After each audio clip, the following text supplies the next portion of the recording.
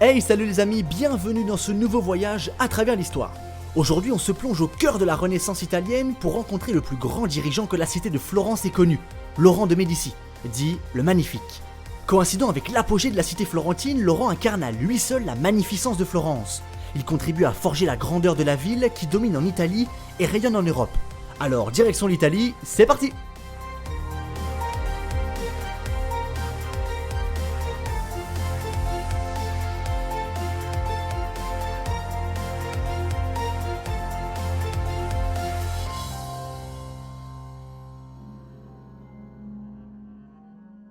Quand on parle de la Renaissance italienne, la liste des figures influentes est interminable. Parmi cette effervescence de personnalités marquantes, Laurent de Médicis est de ceux qui marquent leur époque et leur cité à jamais. Entre ses mains, Florence fait la pluie et le beau temps en Europe, rayonnant par sa richesse artistique et son dynamisme politique. Mécène fastueux, amoureux de la vie et de la culture, il forgera le prestige de la République florentine qui deviendra le symbole de la première Renaissance italienne. L'art sera pour Laurent un instrument diplomatique de taille à travers un mécénat intense. Après lui, Florence ne retrouvera jamais sa stature, balayée par un successeur autoritaire et par la découverte de l'Amérique qui fait changer le centre de gravité commercial. Mais avant d'en arriver là, revenons un peu en arrière.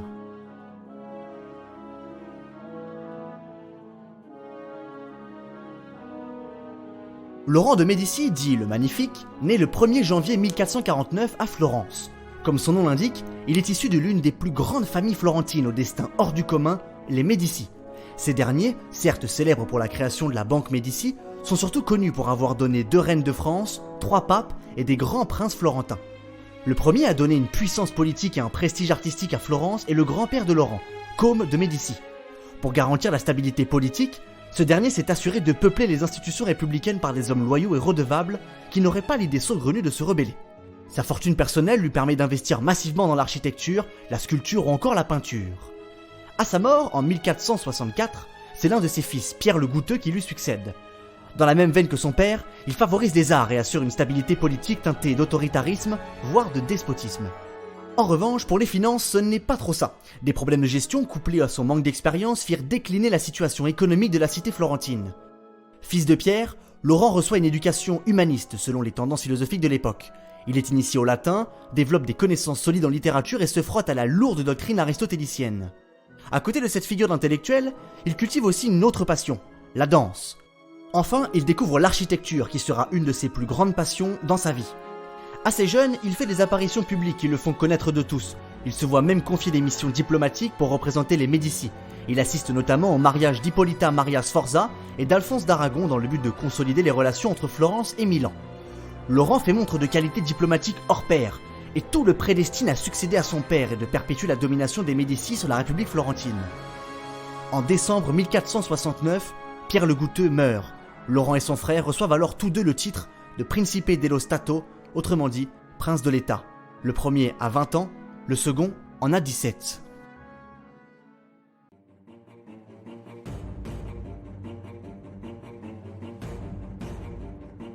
L'arrivée des frères de Médicis au pouvoir se fait dans un climat d'incertitude et de méfiance. Chacun à Florence se demande s'ils vont perpétuer ce que l'on décrit comme la tyrannie tranquille de Côme. Mais Laurent, du haut de ses 20 ans, va prononcer un discours qui marquera les esprits, et en particulier celui d'un certain Nicolas Machiavel. Ce dernier, évoquant le discours du Florentin, dit « Il prononça un discours long et très important sur la situation de Florence, sur celle de l'Italie. Il s'exprima avec tant de gravité et de modestie qu'il fit concevoir à chacun les espérances qu'il a depuis réalisées. Avant de se séparer, les citoyens jurèrent de regarder les enfants de Pierre de Médicis comme les leurs et ceux-ci, de leur côté, de les considérer comme leurs pères. » Et croyez-moi, gouverner Florence n'était pas de tout repos. Alors qu'un jeune homme de 20 ans arrive à fédérer les Florentins, c'est presque un miracle. L'histoire de Florence est faite de trahison, de coups bas, de luttes intestines et surtout d'une féroce concurrence pour le pouvoir. Le fonctionnement politique de la cité de Florence est plus officieux qu'officiel. Même s'il s'agit d'une république oligarchique dont l'opposition entre possédants et prolétaires ne fait nul doute, chacun y trouve son compte par un vaste système de clientélisme. Mais Laurent est très habile du point de vue politique, ce qui évite à maintes reprises la disparition pure et simple de son clan au pouvoir à Florence.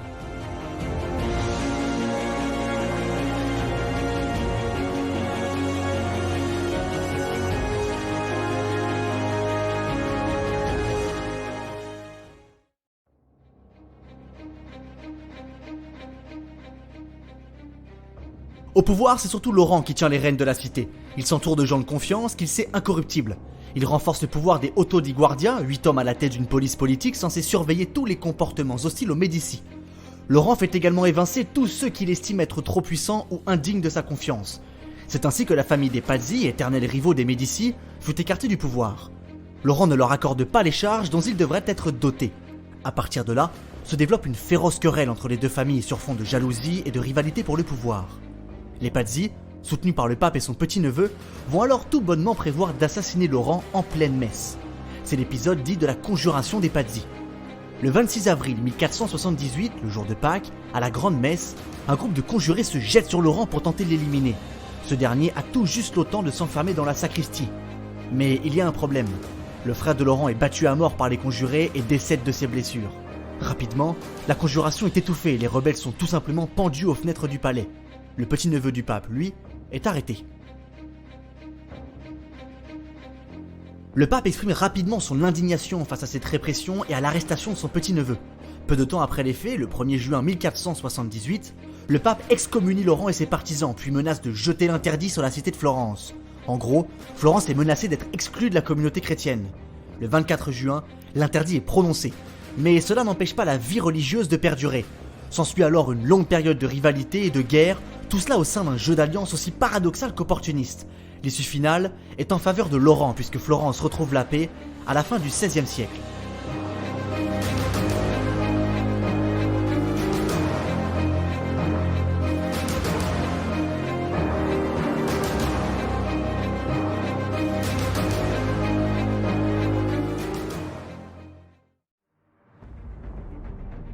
Si Laurent est un habile tacticien du point de vue politique, il éprouve plus de difficultés dans la sphère économique.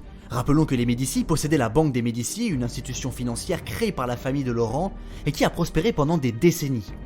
Et une de ses activités principales consistait à octroyer des prêts à des souverains et même au pape. Malheureusement, Laurent ne dirigera pas l'institution aussi bien que ses prédécesseurs. Machiavel disait « Dans ses affaires personnelles, il fut, quant au commerce, très malheureux ».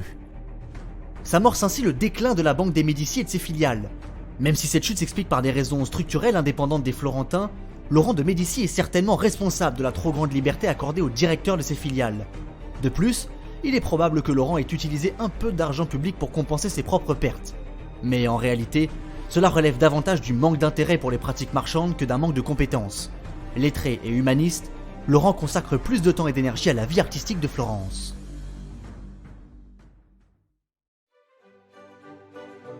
Brillant dans le domaine intellectuel, Laurent est un amoureux des lettres, de la philosophie et des arts en général. Il a notamment fréquenté et soutenu la plupart des grands artistes de son époque, tels que Léonard de Vinci, Andrea del Verrocchio ou encore Michel-Ange. Le prince florentin éprouvait une admiration sans commune mesure pour ces artistes de renom. Dans son palais de la Via Larga, il hébergea pendant plusieurs années Michel-Ange qui exprimait une gratitude sans faille envers Laurent le Magnifique. À titre personnel, il agrandit aussi sa collection, bien que limitée par ses déboires financiers. L'art est pour Laurent un instrument diplomatique majeur, en particulier dans ses conflits avec la cité de Rome et la papauté. Il développe un mécénat artistique intense qui servit de moteur à la Renaissance italienne. Se doter d'œuvres d'art était donc gage de prospérité et de puissance. Déjà son grand-père, Côme, dépensait des sommes faramineuses pour doter la ville de riches bâtiments et d'œuvres splendides. Laurent était un amoureux des fêtes et des célébrations, alors très fréquemment, la ville de Florence se mettait sur son 31 pour des fêtes somptueuses, durant lesquelles les plus grands artistes de l'époque réalisaient des décorations, des vêtements ou encore des œuvres uniquement pour l'occasion. Il y a derrière cette tendance un esprit collectionneur, une sorte d'amour du beau qui épouse parfaitement la notion de puissance. Pour Laurent, il s'agissait également de masquer sa gouvernance autoritaire, parfois tyrannique et despotique.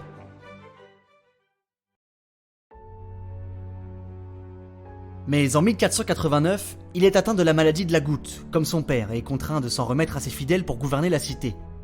Il passe le plus clair de son temps dans sa villa de Careggi, en périphérie de Florence. Là-bas, il s'adonne à son activité favorite qui lui donne une stature hors du commun, le mécénat et la protection des arts et des intellectuels.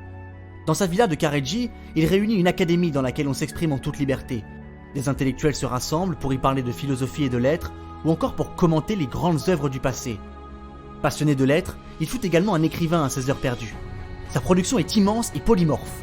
On y trouve des traductions en latin de philosophes grecs, de la poésie ou encore des récits romanesques. Avec le temps, la maladie fait apparaître un sentiment de tragique dans ses écrits, que même les consolations chrétiennes n'apaisent pas. Laurent de Médicis, dit le Magnifique, s'éteint dans la nuit du 8 au 9 avril 1492. Il aura marqué Florence comme personne par son habileté politique, par son amour des arts, mais surtout par son attachement charnel à sa ville. Après lui, aucun prince florentin ne parviendra à conserver la stature dont la ville s'est dotée sous Laurent le Magnifique. En revanche, si les Médicis à Florence perdent leur prestige, ils continuent d'étendre leur influence ailleurs. Au siècle suivant, une personnalité majeure qui marquera l'histoire de France reprendra le flambeau de la dynastie de Laurent.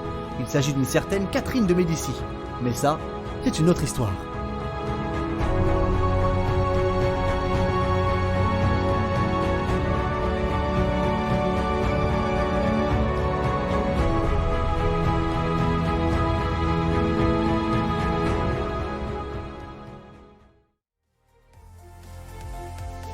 Les amis, j'espère que ce beau voyage à Florence au cœur de la vie de Laurent le Magnifique vous a plu. En tout cas pour moi ce fut un réel plaisir de le partager avec vous.